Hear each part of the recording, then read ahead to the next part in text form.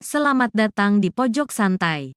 Sebelum Anda mendengarkan audiobook ini, kami menginformasikan bahwa channel ini adalah review audio dari buku yang ada di Indonesia. Untuk membaca keseluruhan buku ini kami menyarankan membeli buku aslinya di toko buku kesayangan Anda, baik offline maupun online. Keberadaan channel ini dimaksudkan untuk membantu Anda mendapatkan pengetahuan dari buku-buku kesayangan Anda. Jangan lupa untuk subscribe, like, dan komen. Selamat datang di Pojok Santai, channel khusus yang membahas komik dan novel dengan cara asik. Gama Manyar dan Nawang Suri merencanakan sesuatu untuk perebutan kekuasaan. Rencana seperti apa? Yuk langsung saja disimak video berikut ini.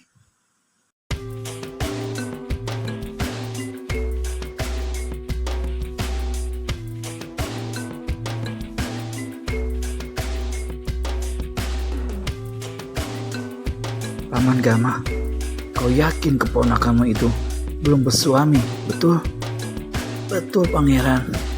Bagus, kalau begitu tak ada halangan bagiku untuk mengambil jadi istri. Gama Manyar tampak terkejut, walau ini sebenarnya lebih merupakan satu kepura-puraan belaka. Pangeran bergurau agaknya. Aku tidak bergurau, Paman. Orang tua itu tertawa. Dengar, Pangeran, keponakanku hanya seorang turunan rakyat jelata. Bahkan tidak berayah dan tidak beribu lagi. Mana pantas dirinya dijadikan istri Pangeran. Soal pantas atau tidak bukan urusan. Lagi pula bagiku itu merupakan hal yang pantas. Lebih dari pantas. Terus terang, baru sekali ini aku melihat gadis secantik dia. Pangeran, baru sekali ini saja melihatnya, belum tentu dia bisa menjadi istri yang baik. Paman, kata Pangeran Ontowiryo, sebagai seorang prajurit, mataku sangat tajam. Aku tahu dan yakin sekali, keponakanmu itu seorang yang baik. Katakan padanya, aku akan mengambilnya jadi istri. Secepat itu kah, Pangeran? Lebih cepat, lebih baik. Saya tak berani mengatakan pada Rati, ujar Gama Manyar lalu pura-pura termenung. Jika begitu, biar aku yang bilang padanya. Pangeran terlalu mendesak. Berilah waktu 2 hari pada saya. Di saat yang baik akan saya sampaikan pada gadis itu maksud Pangeran. 2 hari terlalu lama. 1 hari saja, besok siang seperti ini. Aku akan datang lagi kemari. Dari dalam sabuk besar di pinggangnya, Pangeran Ontowiryo mengeluarkan 4 keping mata uang perak dan menyerahkannya pada si orang tua. Ini untuk pembayar ukiran. Tapi ongkosnya hanya 2 keping uang perak, Pangeran. Aku tahu yang 2 keping itu adalah sekedar pemberian dariku. Terima kasih, Pangeran baik sekali. Nah, aku pergi sekarang. Ingat, Paman Gama, besok siang aku akan datang lagi kemari. Sebelum Pangeran pergi, saya ada beberapa permintaan. Katakanlah, kau ingin pinjam uang atau apa? Si orang tua menggeleng. Permintaan saya, apakah Pangeran bisa datang besok seorang diri saja? Tentu. Kenapa harus begitu, Paman? Tanya Pangeran Ontowiryo. Saya tak ingin orang lain ikut tahu akan maksud Pangeran. Itu soal mudah. Aku akan datang sendiri kemari tanpa pengawal, kalau perlu dengan pakaian biasa.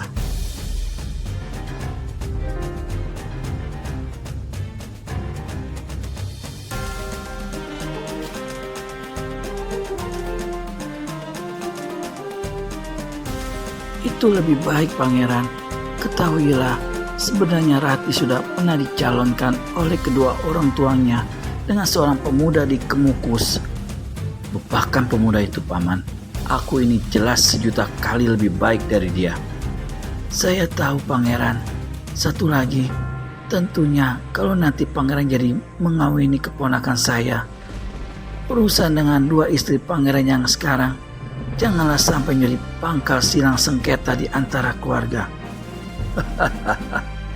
Sampai berapa aku punya istri, tak ada yang bisa ikut campur, baik Sri Baginda apalagi kedua istriku. Kalau begitu, senang hati saya mendengarnya, kata Gama Manyar pula, lalu mengantarkan Pangeran Ontowiro sampai di pintu pagar halaman. Keesokan harinya, tepat pada saat sang surya mencapai titik tertingginya di atas bumi, kepala pasukan kota raja Pangeran Ontowiro muncul di rumah juru ukir Gama Manyar. Sesuai permintaan si orang tua, pangeran ini datang berkuda seorang diri dan tidak mengenakan pakaian keperwiraan. Paman Gama, aku sudah datang. Mana keponakanmu? Tentunya saat ini aku akan menerima berita menggembirakan, kata Pangeran Ontowiro begitu berhadapan dengan Gama Manyar. Tak lama setelah pangeran pergi hari kemarin, saya telah menemui Rati dan menceritakan apa yang menjadi maksud pangeran. Ia tidak memberikan kata putusan, tapi percayalah pangeran, Rati pasti bersedia menjadi istri pangeran. Hanya saja, katanya dia ingin bicara langsung dengan pangeran. Kalau begitu, panggil dia kemari, agar segala pembicaraan dapat dilakukan secara cepat, kata Pangeran Ontowiro pula penuh tidak sabar. Gadis itu tidak ada di sini, menjelaskan Gama Manyar. Kedua mata Pangeran Ontowiro membesar dan alisnya naik terjungkat. Apa maksudmu, Paman? Keponakanmu tak ada di sini. Betul, menjelang siang tadi dia pergi ke Telaga Tegal Parang di timur Kuto Gede. Dia menunggu di sana dan berpesan agar pangeran datang menemuinya di situ. Ia sengaja memilih tempat tersebut karena bisa bicara bebas. Tak ada yang melihat, tak ada yang mendengar. Apakah pangeran berkenan datang ke situ menemuinya? Pangeran Ontowiro tertawa lebar. Tentu saja aku akan menemuinya di telaga itu, jawabnya. Lalu tanpa menunggu lebih lama, dia cepat-cepat meninggalkan rumah Gama Manyar, memedal kudanya kencang-kencang menuju ke timur. Tegal Parang merupakan sebuah telaga kecil tetapi dalam. Di sekelilingnya terdapat batu-batu besar berwarna hitam, lalu pohon-pohon tinggi berdaun lebat. Daun-daun yang aneka warna dari pepohonan memantul ke dalam air hingga air telaga itu terlihat seperti berwarna-warni. Ketika sampai di sana, Pangeran Ontowiro segera melihat sesosok tubuh yang elok duduk di atas sebuah batu membelakanginya. Pangeran ini melompat turun dari kudanya, langsung mendapatkan perempuan yang duduk di atas batu. Sudah lamakah kau menungguku di sini, Rati? Pangeran menegur. Orang di atas batu yang memang adalah Rati alias Nawang Suri menjura hormat, namun dia tidak turun dari batu besar itu. Pangeran Ontowiro ikut duduk di atas batu, dekat sekali dengan Rati, hingga dia dapat mencium bau harum yang keluar dan menebar dari tubuh serta rambut sang darah. Indah sekali pemandangan di telaga ini, kata sang pangeran. Apakah pangeran sering datang kemari? Tanya Rati. Aku sering lewat di sekitar sini, namun tak pernah mampir, apalagi duduk-duduk di batu seperti saat ini. Apakah pangeran tidak marah karena aku berlancang diri menyuruh pangeran datang kemari? Kalau aku marah, aku tak akan datang. Lagi pula yang akan kutemui adalah calon istriku sendiri. Rati tersenyum, membuat sang pangeran tambah mabuk kepayang. Jadi, pangeran rasa pasti kalau saya suka dan bersedia menjadi istri pangeran yang ketiga. Aku merasa pasti. Memang kenapa sampai kau bertanya begitu? Mungkin Pangeran Ontowiro merasa tak enak.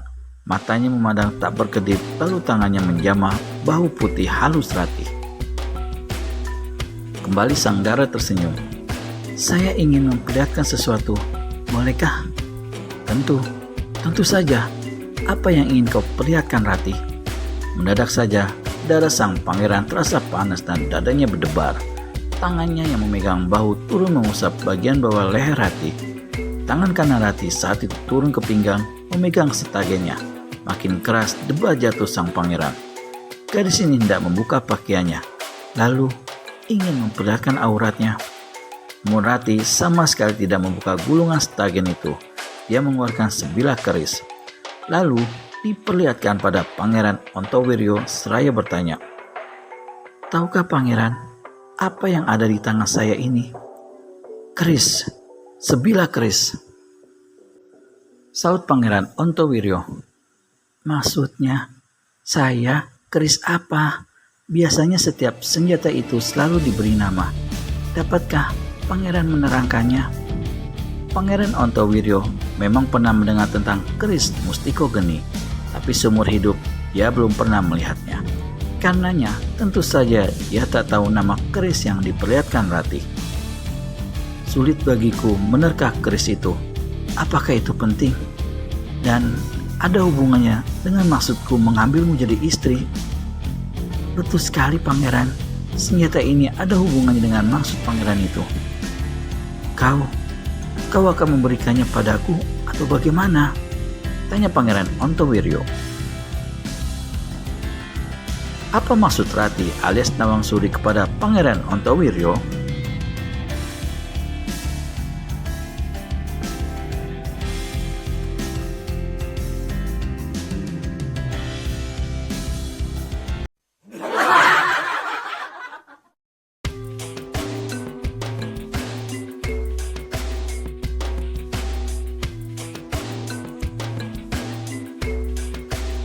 "Sulit bagiku menerka keris itu. Apakah itu penting? Dan ada hubungannya dengan maksudku mengambilmu jadi istri?" "Betul sekali pangeran. Senjata ini ada hubungannya dengan maksud pangeran itu." Kau akan memberikannya padaku atau bagaimana?" tanya Pangeran Ontowiryo. Makin lama makin tak mengerti dia apa yang sedang dituju oleh gadis jelita itu. "Apakah pangeran ingin memilikinya?" bertanya Rati. Kau baik sekali. Aku benar-benar sangat terkesan akan sifat pribadi dirimu Rati. Tapi aku tak menginginkan keris itu. Aku menginginkan dirimu. Jari-jari tangan sang pangeran yang mengelus-ngelus leher sang dara bergerak turun, menyapu di bagian dada yang membusung lembut. "Pangeran belum melihat badan keris ini. Akan saya perlihatkan pada pangeran," kata Rati, lalu perlahan-lahan mencabut keris Mustiko Geni dari sarungnya. Begitu keris keluar dari sarangnya, sinar merah memancar menyilaukan, dan hawa panas membersit membuat Pangeran Ontowiryo terkesiap dan bergerak mundur, menatap senjata itu dengan pandangan kagum. "Wah, senjata luar biasa," katanya memuji. "Ini pasti senjata sakti." "Benar pangeran, ini memang senjata sakti, dan akan saya buktikan kesaktiannya." Selesai berkata begitu, tiba-tiba Rati alias Nawang Suri menusukkan keris Mustika Geni ke dada Pangeran Ontowiryo. Trub! Pangeran ini berseru kaget dan cepat menepis dengan tangan kanannya. Meskipun dia dapat menyelamatkan dada, namun lengannya tersayat dalam. Darah mengucur deras. Hawa sangat panas seperti memenggang tubuhnya. Pangeran ini menjerit kesakitan. Kulit tubuhnya perlahan-lahan tampak menghitam. Pakaiannya berubah kecoklatan seperti hangus. Pangeran Ontowiryo menjerit terus. Karena tak sanggup lagi menahan hawa panas yang membakar tubuhnya, dia lari menceburkan diri ke dalam telaga Tegal Parang. Namun air telaga yang sejuk itu tak dapat melenyapkan hawa panas tersebut. Tubuh sang pangeran nampak menggeliat. Tangan dan kakinya melejang-lejang. Asap mengepul dari tubuh itu tak beda sebuah benda panas dicelupkan ke dalam air. Tak lama kemudian tubuh itu tak bergerak lagi dan perlahan-lahan tenggelam lenyap dari permukaan telaga. Rati alias Nawang Suri jatuhkan diri berlutut di tepi telaga seraya mengacukan keris Mustiko Geni yang masih terbungkus darah.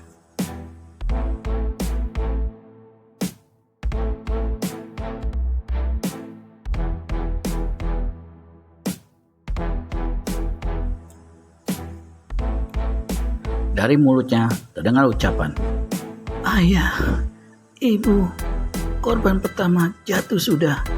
Doakan agar anakmu dapat melanjutkan pembalasan agar sakit hati dan dendam kesumat terbalaskan, agar tahta kerajaan kembali ke tangan kita. Masih ada beberapa patah kata lagi sebenarnya akan diucapkan gadis itu, namun telinganya yang tajam dengan suara semak belukar terkuak disusul oleh langkah-langkah kaki mendekat. Shrek! Nawang Suri melompat bangkit dan membalik. Keris Mustiko Geni siap di tangan. Kau! Seru gadis itu ketika melihat siapa yang tegak di depannya. Kau juga? Balas orang yang barusan datang. Apa yang kau perbuat di sini? Kau tak layak bertanya yang bukan urusanmu. Dalam hatinya, Nawang Suri bertanya-tanya, apakah pemuda di hadapannya itu tahu atau menyaksikan apa yang terjadi. Iya, kau betul. Aku tak layak mencampuri urusanmu. Hanya saja, tadi aku mendengar suara orang menjerit-jerit dari arah sekitar sini. Mungkin hanya pendengaranmu yang menipu diri sendiri. Tak ada yang menjerit di sini. Barangkali juga suara setan yang kau dengar. Lagi pula, bukankah kau sendiri mengaku berotak miring? Jadi, apapun yang kau dengar hanya perasaan belaka. Pemuda di hadapan Nawang Suri yang bukan lain adalah Wiro Sableng tertawa bergelak. Ya, beginilah nasib orang Sableng. Tapi aku melihat darah di keris mustika itu. Kau masih saja main-main dengan benda itu. Bukankah sudah kukatakan agar disimpan baik-baik? Nawang Suri memasukkan keris Mustiko Geni ke dalam sarungnya tanpa membersihkan noda darah, lalu menyimpannya di balik stagen. Nah, sudah kusimpan, katanya. Sekarang kau pergilah dari sini. Antara kita tidak ada apa-apa lagi. Mentang-mentang kau kini berdandan dan berpakaian cantik bagus. Nawang Suri tak lagi mengacuhkan Wiro. Ia melangkah ke balik serumpun semak belukar. Dari balik semak-semak ini, ia mengambil sebuah buntalan. Dari buntalan dikeluarkannya selai pakaian dan celana putih, juga selai sapu tangan besar berwarna putih yang biasa dipakai untuk ikatan atau penutup kepala. Dengan cepat, Nawang Suri mengenakan pakaian putih itu, lalu menyingsingkan kainnya tinggi-tinggi sehingga kakinya sampai sebatas pertengahan paha terlihat jelas dan membuat sepasang mata Wiro Sableng terbuka lebar-lebar menyaksikan pemandangan ini. Sebaliknya, seperti tak acuh, Nawang Suri terus saja mengenakan celana panjang putih. Selesai berpakaian, ia menutupi kepalanya dengan sapu tangan. Lalu, dari kantong baju putih diambil sebuah kumis palsu, langsung dipasangnya di bawah hidung. Sambil garuk-garuk kepala, Wiro Sableng berkata, "Kau ini mestinya seorang pemain sandiwara yang cekatan." "Dengar ya Sableng," kata Nawang Suri. Sikapnya tegas tapi justru membuat Wiro tak dapat menahan tawa. "Aku akan meninggalkan tempat ini. Awas ya kalau kau berani mengikuti." "Ih, kau benar-benar gadis aneh. Apa arti semua ini?" tanya Wiro. Tapi dia tak mendapat jawaban. Sang darah berkelebatan lenyap di balik belukar tinggi. Ketika Wiro bergerak hendak mengejar, sebuah benda laksana anak panah melesat menyambar ke arah kepalanya. Cepat-cepat, pendekar ini merunduk selamatkan diri. Benda itu ternyata patahan sebuah ranting kayu. "Gadis aneh, tapi nekat," desis Wiro. Hari pertama, lenyapnya Pangeran Ontowiryo mulai mendatangkan keresahan di kalangan istana, termasuk Sri Baginda, kepala pasukan kerajaan dan tentu saja anak istrinya. Siang hari kedua, ketika sang pangeran masih juga belum muncul, keresahan itu berubah menjadi kecurigaan. Jangan-jangan sesuatu telah terjadi dengan dirinya. Lalu hal ini dihubungkan dengan keadaan kerajaan yang masih belum aman, karena diketahui ada kelompok-kelompok pemberontak yang berusaha menimbulkan kekacauan. 9 kelompok pasukan segera dibentuk untuk melakukan pencarian. Pada hari ketiga, mayat Pangeran Ontowiryo diketemukan terapung di Telaga Tegal Parang. Kota raja dan seluruh kerajaan menjadi gempar. Mayat sang pangeran ditemukan dalam keadaan rusak, menggembung, namun masih dapat dikenali.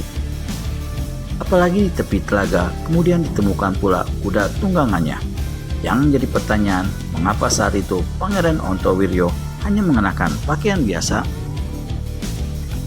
Lalu, bekas luka pada tangannya menguatkan dugaan bahwa pangeran ini menemui ajal bukan karena kecelakaan biasa, tapi seseorang telah membunuhnya lalu melemparkan mayatnya ke dalam telaga. Kerajaan berkabung selama 2 minggu. Sebelum jenazah dimakamkan keesokan harinya, terlebih dahulu disemayamkan di pendopo besar istana. Ratusan pejabat tinggi kerajaan termasuk para adipati dari berbagai penjuru datang melayat. Bahkan di bawah penjagaan ketat rakyat jelata juga diberikan kesempatan untuk menyatakan rasa duka cita mereka. Sementara itu, para pimpinan pasukan dibantu oleh tokoh-tokoh silat istana secara diam-diam melakukan penyelidikan sebab musabab kematian Pangeran Ontowiryo. Bagaimana selanjutnya? Akankah penyebab kematian Pangeran Ontowiryo terkuak? Temukan jawabannya di video selanjutnya hanya di channel Pojok Santai. Segera subscribe atau tekan tombol lonceng untuk mendapat notifikasi video terbaru dari kami. Terima kasih dan sampai bertemu kembali.